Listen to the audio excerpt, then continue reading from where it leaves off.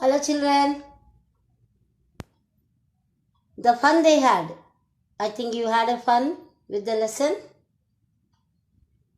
Today, I'll tell you about the little girl. Children, you tell me, I'll be asking one question. See, do you feel you know your parents better now? Than you were younger or much younger, when you were very much younger.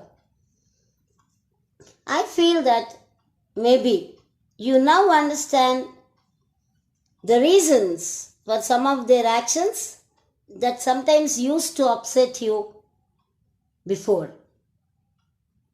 So this story about a little girl whose feelings for her father changed from fear to understanding will probably find an echo in every home. You can say it is as echo, resound. It goes on in everyone's house. Now the little girl, it is written by Catherine Mansfield. She was born on 14th October 1888, died on 9th January 1923. She was a very prominent New Zealand modernist short story writer. She was born and brought up in colonial New Zealand. She wrote under the pen name Catherine Mansfield. The present story, The Little Girl, is taken from Something Childish and Other Stories collection. Here the story, The Little Girl, is narrated in the third person by an unnamed narrator. In this story, we have the theme of fear, control, freedom, independence, acceptance, compassion, and change. From the beginning of this story, the reader, that means we who will read the lesson, realize that Mansfield may be exploring, trying to search the theme of control. Now let me read the lesson for you. To the little girl, he was a figure to be feared and avoided. Every morning before going to work, he came into her room and gave her a casual kiss, to which she responded with "Goodbye, father." And oh, there was a glad sense of relief when she heard the noise of the carriage growing fainter and fainter down the long road. So this is about a little girl. It's not mentioned how old was she. So we can assume that she is quite a little girl, not very mature, small girl. And for her, he, who is that he, will come to know in the coming paragraphs, was a figure to be feared, get afraid, frightened, scared, and she wants to avoid. So every morning before he was going to work, he used to come to her room and gave her a casual kiss and bade her goodbye. She responded, for that she used to say, "Goodbye, father." Now you understood who it was. It is her father. And now what a relief. That was what she used to feel. A glad sense, very happy feeling of relief when she heard the noise of the carriage horse-drawn cart was going. The more the distance the carriage went, the less the sound. So she used to feel quite relieved of that father's going to office. In the evening, when he came home, she stood near the staircase and heard his loud voice in the hall. "Bring my tea into the drawing room. Hasn't the paper come yet? Mother, go and see if my paper's out there and bring me my slippers." So in the evening when he came home, She used to stand near the staircase, as you see in the picture. There, every time she was standing over there and observed what father was telling. Father used to call with a loud voice to bring some tea for him into the drawing room, and then inquired about the paper, whether it has come or not. And he instructed his mother, tea to his wife, and his mother he asked to see if the paper was there in the room or not. And he also asked her to get his slippers. Kezia, mother would call her. If you're a good girl, you can come down and take off father's boots. So, what was the little girl's name? Kezia. The girl's name was Kezia. She used to call, the mother used to call, Kezia, come on. If you are a very good girl, my sweet little darling, will you go and get the slippers for your father? No, she was asking her to remove his socks and shoes.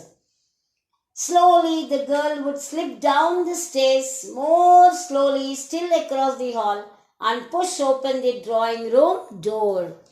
She'll be waiting over there as after the instruction from her mother. She used to wait and then slowly, very slowly, as if she doesn't, very reluctantly, you can say. Reluctantly means not at all willing to do, but still, she used to count her steps and come there and opened or push open the drawing room door.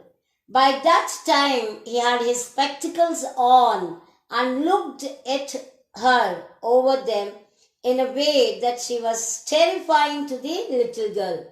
So maybe your father, when he was reading glasses they have. So it will be very small in size and it will be always at the tip of the nose. So when somebody sees, they see from above the spectacle. So if your father is staring you from there through that, then naturally you get scared. So she also got scared. She was quite terrified. Means she was really frightened. Well, Kezia, hurry up and pull off these boots and take them outside. Have you been a good girl today? So father asked, hey, come on, Kezia, what are you doing? Come fast, remove my boots and keep them outside. And also he asked her whether she was being a very good girl for that day or not. Then what the answer came from her? I don't know, father. You know how she was talking to her father. She was stammering, stuttering. Means repeatedly she is saying, I do. Some people will have this fear. Actually, they speak normally, but when they get scared, they repeatedly say the same letter many a times and then they start saying the word. You don't know? She is repeating and trying to tease her. If you stutter like that, mother will have to take you to the doctor. The father was threatening her. If you do like this and you talk in that way, mother is going to take you to the doctor. She never stuttered with other people, had quite given it up, but only with her father, because then she was trying so hard to say the words properly. So with all the other people, she never had any kind of trouble. She used to speak quite normally. But that stuttering had come only when she was talking to her father. That time she will be very cautious, very careful in talking or spelling the words. That's why she gets more of stuttering. Okay, what's the matter? What are you looking so wretched about? Mother, I wish you taught this girl not to appear on the brink of suicide. Here, Kezia, carry my teacup back to the table carefully. So now, when the girl was looking at her father, quite terrified, open-eyed, so the father was puzzled. He did not understand. He asked her, what's happened? What's the matter? Why are you looking like that? What are you looking so wretched about? Means quite unhappy. What happened? Come on, tell me. And suddenly he realizes and he tells his mother to tell this girl how to appear, not to be like that. At the brink of, means almost on the brink of suicide, means about to commit suicide. Tell her not to be like that. He was suggesting his mother. And he also told, come Kezia, take the cup and keep it safely onto the table very carefully. He was so big, his hands and his neck, especially his mouth, when he yawned. Okay, now she is telling about her father, his physical appearance. So big means very tall and hefty, fat. His hands and his neck, especially his mouth, was so big. That too, especially when he was yawning. Yawn, you open up your mouth like a hippo or a frog. You just show your laziness or anything. Thinking about him alone was like thinking about a giant. Whenever she thinks, she recollects about a giant personality. On Sunday afternoons, grandmother sent her means who? Kezia, down to the drawing room to have a nice talk with her father and mother. But the little girl always found mother reading and father stretched out on the sofa, his handkerchief on his face, his feet on one of the best cushions, sleeping soundly and snoring. So whenever his mother, Kezia's father's mother, that is grandmother of Kezia, she was seeing that the parents were not spending much time. That's why she is not able to mingle freely with the parents. So she suggested the girl to go on Saturday and Sunday to go and have a talk with the parents in the afternoon. But whenever she came to the room in order to talk to them, what she used to see? The same old scene. Mother busily reading. She sat on a stool, gravely watched. Very seriously, she was sitting on a stool and watching her father until he woke up and stretched. On the sofa, he said, sometimes when you sleep and get up, you stretch your hands and legs and ask the time. Then he observed and looked at her. Don't stare so, Kezia. You look like a little brown owl. So he said, hey girl, what are you staring at? Don't do that. You look just like a small brown owl. One day when she was kept indoors with cold, that means she was caught with cold and she was kept inside the room, in the bedroom. Her grandmother told her that father's birthday was next week and suggested she should make him a pincushion for a gift out of a beautiful piece of yellow silk. So grandmother told, your father's birthday is coming and make a nice gift for him, a pincushion with yellow silk cloth. As grandmother suggested, very, very, very laboriously, that means doing a lot of hard work with a double cotton. That means she has taken 2 sheets of cotton and for both the three sides she stitched the sack. But what to fill? On the 4th side it is open. Now she has to stuff it with certain things.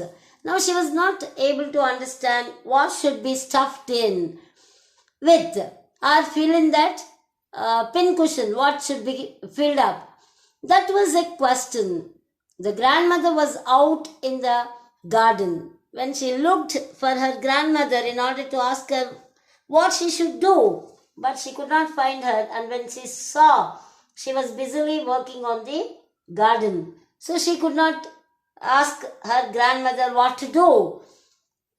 And then, so she wandered here and there and finally went into her mother's bedroom to look for some scraps. She wanted to check whether she could get small pieces of cloth or paper, etc. And that was not that is of no use, or it is not useful. So she wanted to stuff that into her pincushion. So she went, and what did she find over there? On the bed table, she discovered a great many sheets of fine paper, gathered them up, tore them into tiny pieces, and stuffed her case, then sewed it up the 4th side. So she was so happy because she got those pieces, the papers, a bundle of paper are sheets. Some sheets were there. Okay, are piled up ones, and then she has taken and tore them into tiny pieces. She stuffed the pincushion the other side and she stitched it off on the fourth side too. After stuffing those things, that night there was a hue and cry. Hue and cry, lot of protest and argument was there in the house. Father's great speech for the Port Authority had been lost. Rooms were searched, servants questioned.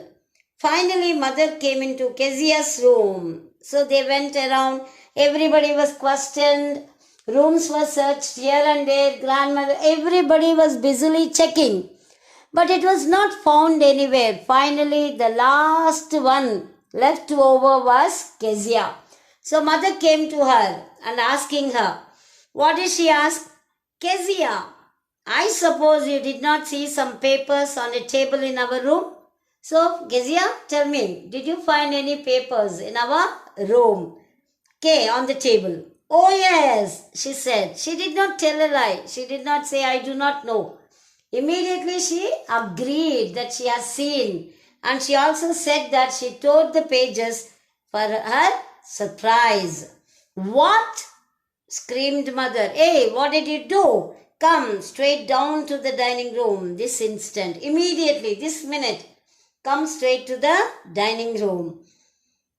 She dragged that small girl down where her father was going up and down, walking up and down, hands behind his back, unable to decide what to do.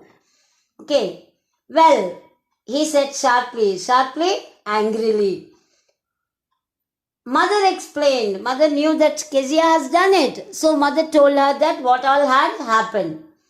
He stopped and stared at the child. Now he very seriously was looking at the girl and asking her, did you do that? Then what was the answer? You know what she does? She started again. No, she whispered. Mother, go up to her room and fetch down the damned thing. See that the child's put to bed this moment. So father got very angry. He told his mother to bring whatever the thing that she made and send her to the bedroom. Immediately, instantly means immediately at that moment. Crying too much to explain. The girl was so hurt. She was trying to explain. She lay in the shadowed room watching that evening light make a sad little pattern on the floor. Just like that indication, you see, the girl was sad. At the same time, the evening was also almost very dull. So that is totally the right situation for her, which she was in. It was making certain patterns. The dull light was making certain patterns. Then father came into the room with a ruler in his hands. Now father carried a ruler, scale. And he, you know why he got that? He wanted to beat the girl. I'm going to beat you for days. He declared that he was going to beat her. And then he said, oh, no, she screamed. Okay, hiding her under the bedclothes. What she was doing? She's trying to hide herself in the bedroom. That's why she started covering all the blankets and the bed sheets, everything she was putting on her so that father would not reach her. But father immediately pulled everything and he said that come, sit up. He ordered and then said, come on, stretch out your hands. You must be taught once and for all not to touch what does not belong to you. Now I'm going to teach you a lesson.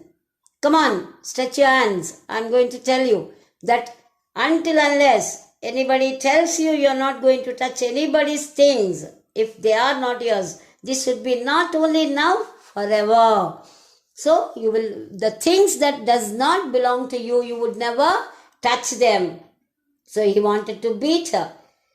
But it was for your birthday. Down came the ruler on her little pink palm. She was stretching her hands and she was trying to explain why she had made that and why she has taken the papers, but he did not listen to. What did he do? He immediately beat her with the ruler what he carried on her little pink palms. Hours later, when grandmother had wrapped her in a shawl and rocked her in the rocking chair, the chair clung to her soft body. So next, the grandmother was consoling her. That girl was going on crying. And the girl was taken onto the lap of the grandmother. And she was telling her, rocking her in the rocking chair and trying to comfort her. She was moving to and fro, made the girl to sit on her lap, and she was trying to pacify the girl, telling her, no crying, my dear, I tried to explain your father, I'll tell him tomorrow. Now he is angry, he will not listen to you or to me. Okay, child, come on, take this hanky. She was given a new hanky, it is a good one. Wipe your nose. And she said that, come on, take. She was rocking, and that girl was sticking to her grandmother, that soft, supple body of the grandmother and the soft body. Children, I am going to stop here. Tomorrow we'll continue with the next part of the lesson, The Little Girl by Catherine Mansfield. Where she has told that how the fear, control, freedom, independence, acceptance, compassion and change, how it will be taking part in each one's life through this lesson, The Little Girl. Until then, we'll meet tomorrow. Till then, bye.